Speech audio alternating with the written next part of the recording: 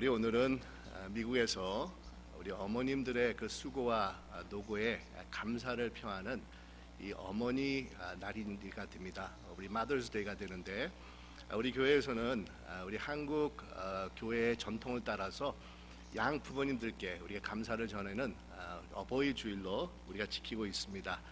오늘 이런 귀한 날을 맞이해서 그동안 우리 자녀들을 위해서 물심양면 수고와 또한 사랑을 아끼지 않고 베풀어 주신 우리 모든 부모님들, 특별히 우리 새소망의 모든 어머님들께 주님의 귀한 위로와 축복이 함께 하시기를 간절히 축원드립니다.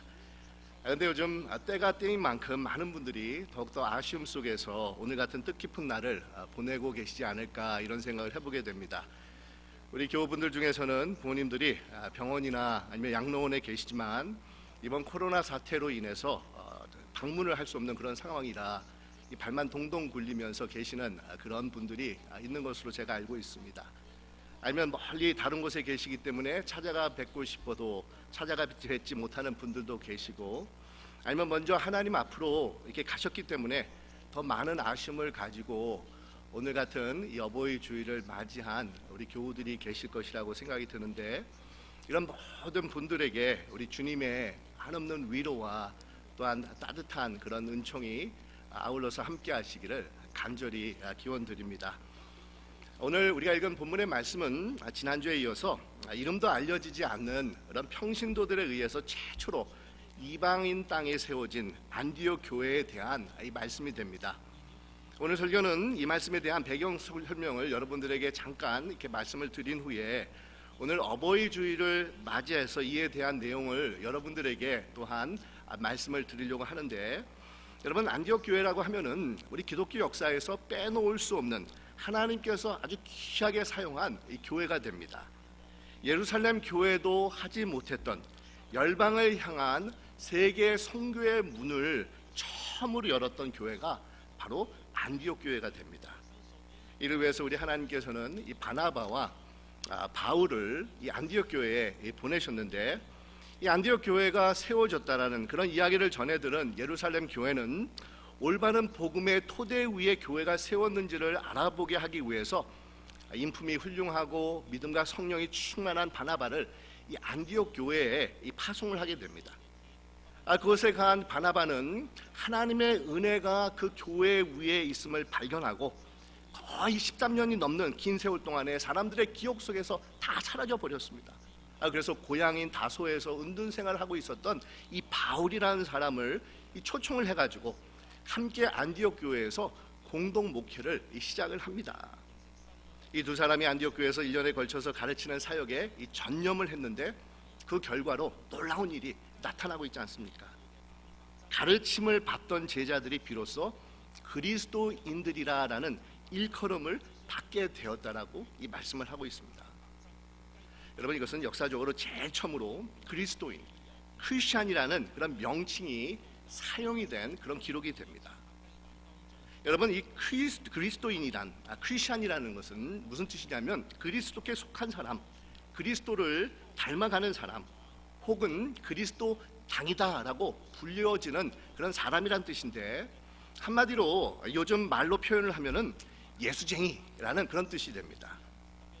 이 이름이 출현된 의미는 처음으로 세상 사람들이 예수를 믿는 자들의 정체성을 인정해 주었다라는 데서 그 깊은 의미를 우리가 생각해 볼 수가 있는데, 여러분, 이전까지 이 믿는 자들은 유대교의 한 종파 중에 일부라고 세상 사람들이 생각을 하고 있었는데, 이제부터 세상 사람들은 믿는 자들을 따로 구분을 해서 바라보기 시작을 하고 있었다는 겁니다.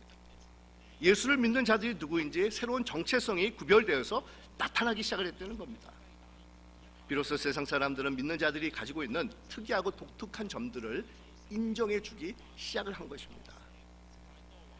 예수를 주로 고백하는 자들이 추구하는 삶의 목적이나 가치관이나 아니면 언행이나 아니면 풍기는 그런 분위기가 지금까지 세상에 있는 어느 개인이나 집단과 달리 그리스도인이라는 새로운 이름이 붙여질 정도로 새로운 정체성을 가진 사람들이 출현한 것을 세상 사람들 눈에 띄기 시작을 하는 것이 바로 이 이름이 붙여졌다라는 아주 중요한 의미가 우리에게 전해지고 있는 겁니다. 그 중에 한 가지가 오늘 말씀에 기록이 되어 있는데 그리스도인이라 불리워지는 그런 독특하고 특이한 그런 크리스천들이 가지고 있는 그런 삶의 모습 한 가지가 우리에게 소개해주고 있는데 여러분 바로 구제입니다. 구제. 믿는 자들이 베푸는 사랑과 긍휼의 손길인 이 구제가 오늘 본문에 나와 있습니다. 예루살렘에서 온 선지자 아가보라는 사람이 이 안디옥 교회에 와가지고 예언을 하는데 천하에 큰 흉년이 들리라라는 그런 예언의 말씀을 전하게 됩니다. 그런데 실제로 역사적인 기록에 의하면 로마 황제였던 클라우디아스 시대 때인 주 46년 전경에 아주 극심한 흉년이 유대 지역을 포함해가지고 로마 제국 전반에 걸쳐서 일어났다고 합니다. 그러자 안디옥 교인들은 지체 없이 예루살렘 교우들을 돕기 위해서 구제 헌금을 거두어가지고 이 바나바와 바울 편으로 그 구제 헌금을 예루살렘 교회에 보내게 됩니다. 여러분 얼마나 아름다운 그런 모습입니까?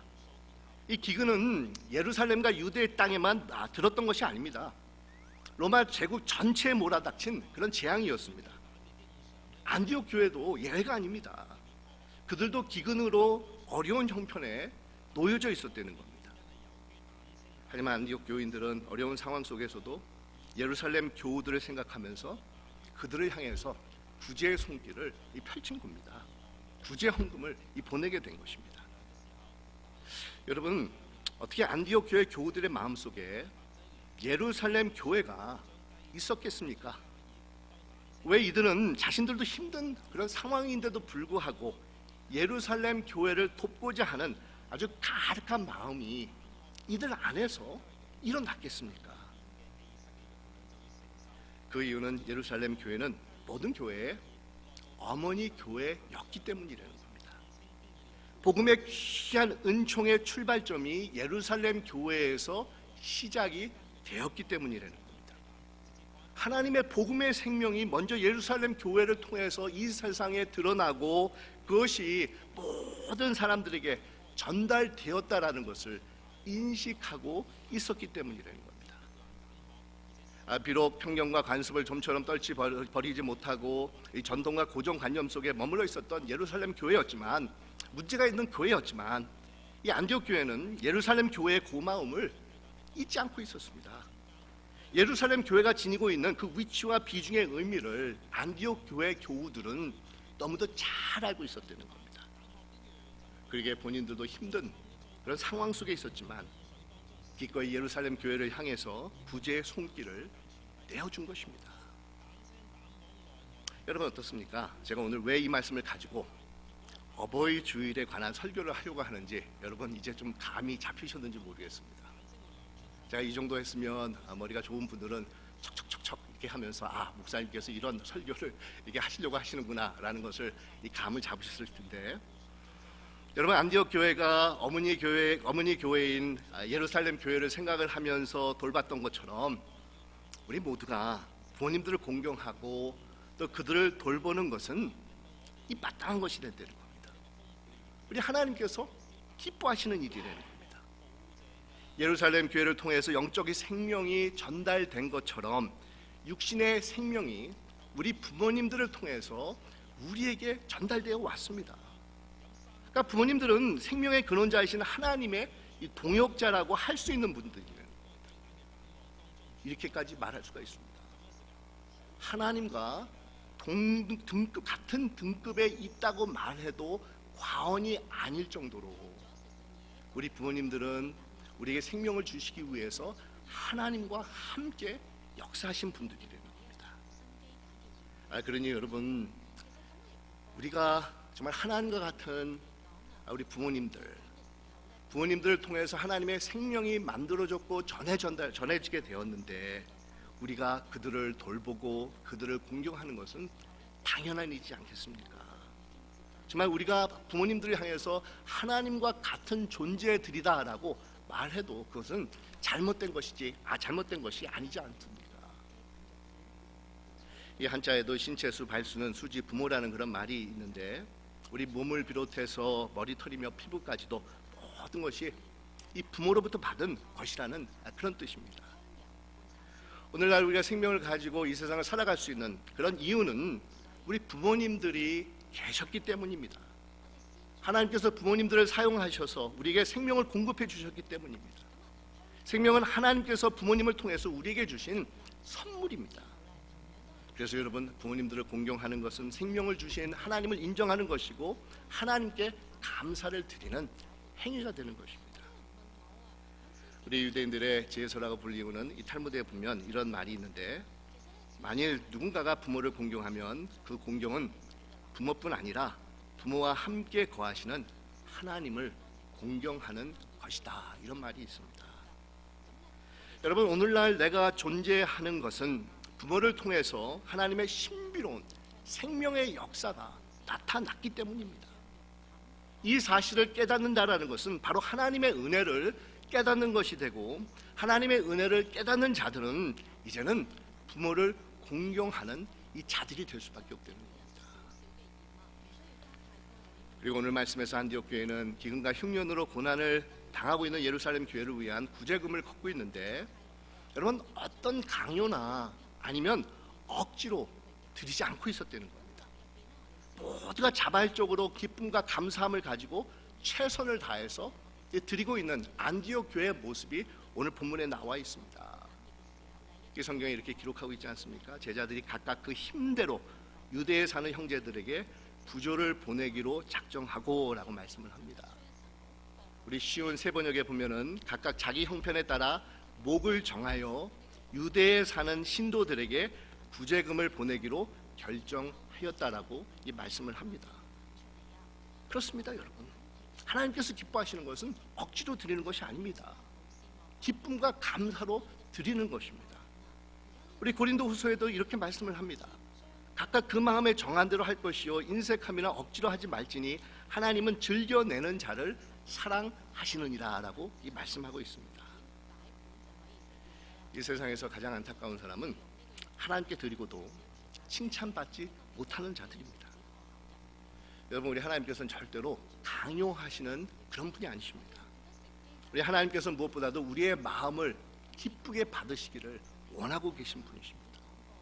정말 일전이든 아니면 100만 불이든 액수와 상관없이 기쁨과 감사를 가지고 드리는 자들을 즐겨 받으시는 분이 바로 우리 하나님이십니다.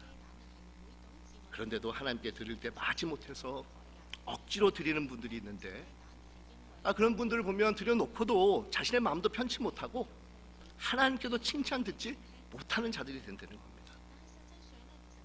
여러분, 우리 하나님은 절대로 드리는 액수에 관심을 가지고 계시는 분이 아니라 우리의 마음을 받으시기를 원하시는 분이시라는 겁니다.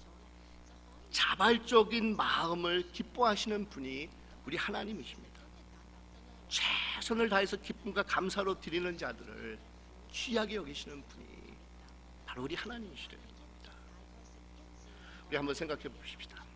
이 자녀들이 선물을 주는데 선물 사는 그 돈이 아깝다고 하면서 드린다라는 것을 이 부모가 알게 되면은 받는 그 부모 입장에서 어떤 기분이 들겠습니까? 선물을 이렇게 드리는데 이 자녀들이 누가 돈을 더 내네 덜 내네 이러면서 싸우면서 이 드린다라고 하면은 선물을 받고 싶은 부모가 이 세상에 어디 있겠습니까? 여러분, 마찬가지입니다. 우리 하나님께서는 절대로 액수를 보지 않는 분이시고 정말 자신의 믿음의 분량대로 최선을 다해서 기쁨으로 드리는 자들을 정말 칭찬하시는 분이신데, 우리 예수님께서도 성전에서 정말 가난한 과부가 두 랩돈, 동전 2개를 헌금하는 것을 보면서 이렇게 말씀하고 있지 않습니까? 이 가난한 과부가 다른 모든 사람들보다도 많이 넣었다. 우리 하나님은 액수를 보시는 분이 아닙니다. 마음을 보시는 분이십니다. 액수가 중요한 것이 아니라는 겁니다. 그런데 우리 부모님들도 똑같은 마음입니다. 우리 부모님들 중에서 선물의 액수나 또 아니면 선물의 그런 품질을 따지시는 분들이 어디 있겠습니까? 그저 자녀들이 마음 써주는 것에 대해서 고마워하는 것이 우리 부모님들이 한결같은 그런 가지고 계신 마음이지 않겠습니까? 며칠 전에는 신문에서 아주 제가 좀 이렇게 가슴 아픈 정말 너무도 안타까운 그런 기사를 읽었는데 우리 유교의 3강 5륜의 근원지가 되는 아주 중국 사회가 이 사건으로 인해서 아주 깜짝 이렇게 경악을 했다고 그러지 않습니까? 놀랬다고 그러지 않습니까? 중국 어느 지역에 살고 있는 마시라는 그런 성을 가지고 있는 아들이 이 중풍병에 걸려가지고 거동하지 못하는 자신의 노모를 그냥 구덩이를 파가지고 생매장을 했다는 겁니다. 그러다가 3일 만에 경찰들에 의해서 아주 구사일생으로 살아나는 그런 일이 있었는데 아주 이 일로 인해서 중국 사회가 아주 너무도 충격에 빠져 있다는 겁니다. 근데 참 정말 가슴 아픈 것은 그 어머니가 살아나서는 자신을 생매장한 아들이 중범에 처할까봐 아들을 선처해 달라라는 그런 부탁을 했다고 그러지 않습니까? 그러면 이것이 모든 부모님들이 가지고 계신 그런 마음입니다. 심지어 자신에게 해를 끼치는 자식이라 할지라도 자신이 희생을 당하더라도 오직 자식이 잘 되기를 바라는 마음이 우리 부모님들이 가지고 계신 그런 마음이라는 겁니다. 여러분, 이런 부모님들이 원하는 것이 무엇이겠습니까?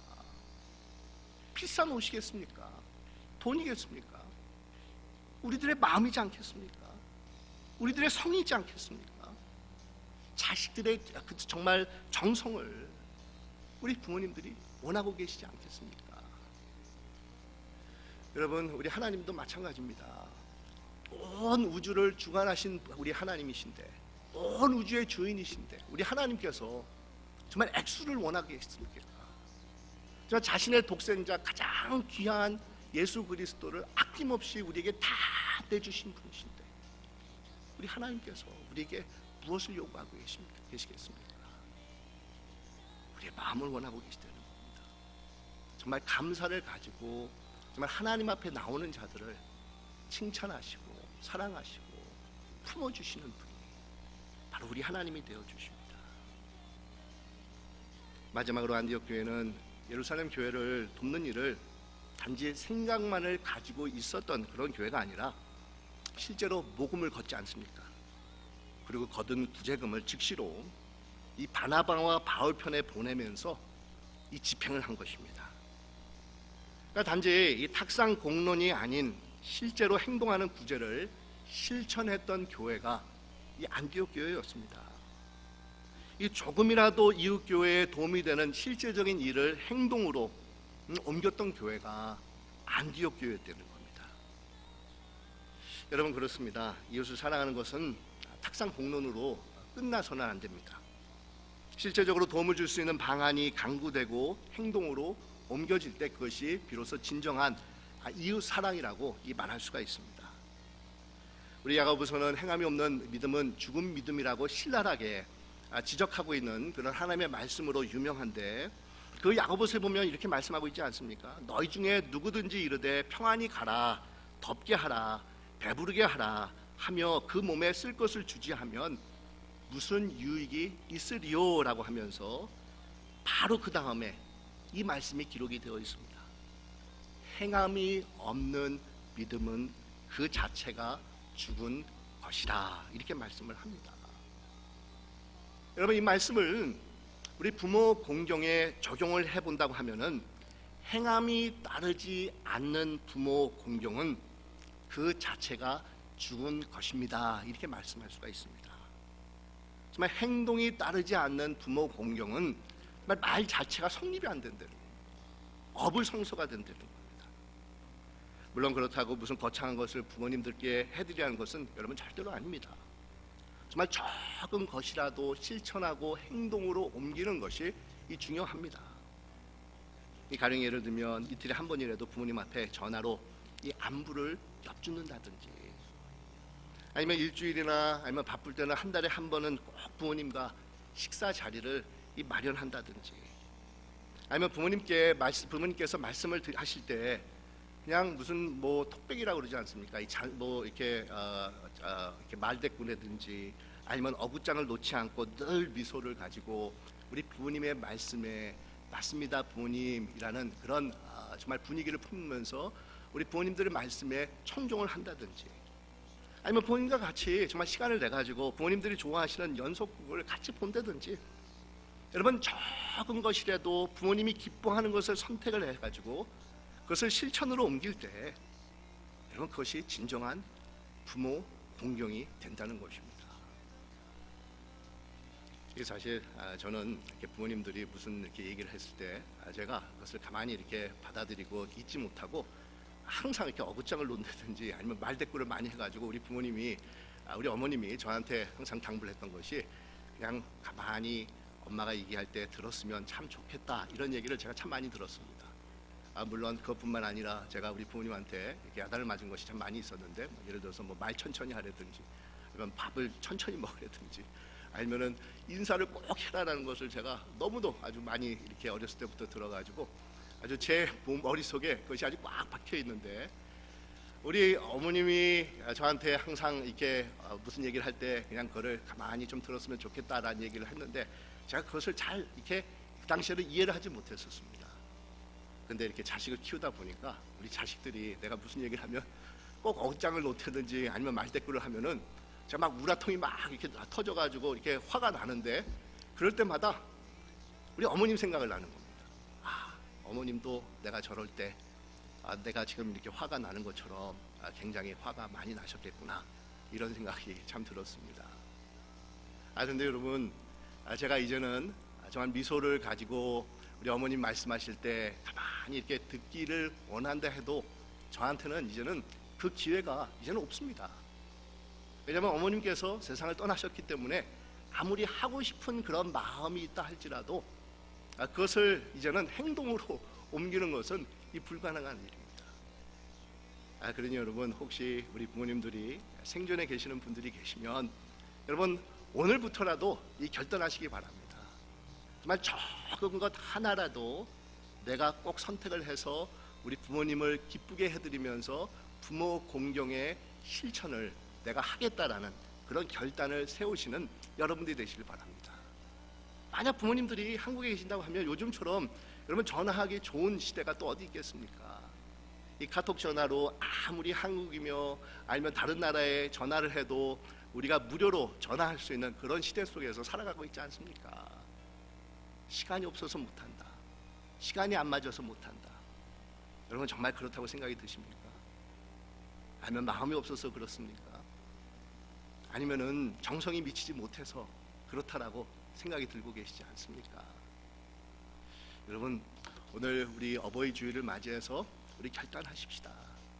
정말 적은 것 한 가지라도 우리가 실천하면서 우리 부모님들을 기쁘게 해드리고 우리 부모님들에게 정말 부모 공경을 실천하는 그런 자들이 되겠다라는 우리 결단을 가질 수 있는 우리 세상 모든 교우들 되시기를 간절히 축원드립니다.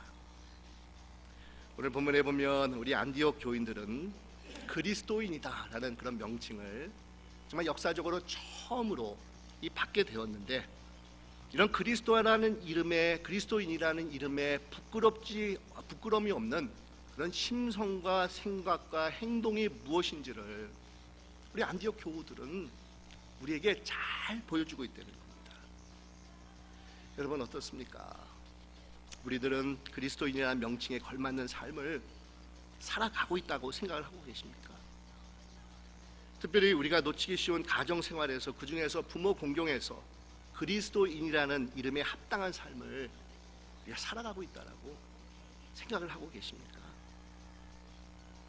여러분 부모 공경은 보이지 않는 하나님을 사랑하는 것이고 하나님의 권위와 주권을 인정하는 그리스도인으로서 지극히 기본적이고 마땅히 해야 되는 그런 행동이라고 할 수가 있습니다. 하나님께서 기뻐하시는 부모 공경은 마음에서 기쁨과 감사로 드리는 것이고, 또 그것을 행함으로 실천할 때 부모 공경을 하는 삶이 정말 제대로 빛을 발하게 된다는 겁니다. 오늘 어버이 주일을 맞이해서 우리 세상 모든 교우들이 더욱더 우리 부모님들을 사랑하고 공경하겠다라는 결단을 다시 한번 세우면서 그리스도인이라는 이름에 합당한 삶을 살아가실 수 있는 여러분들이 되시기를 주님의 이름으로 축원드립니다. 기도하겠습니다.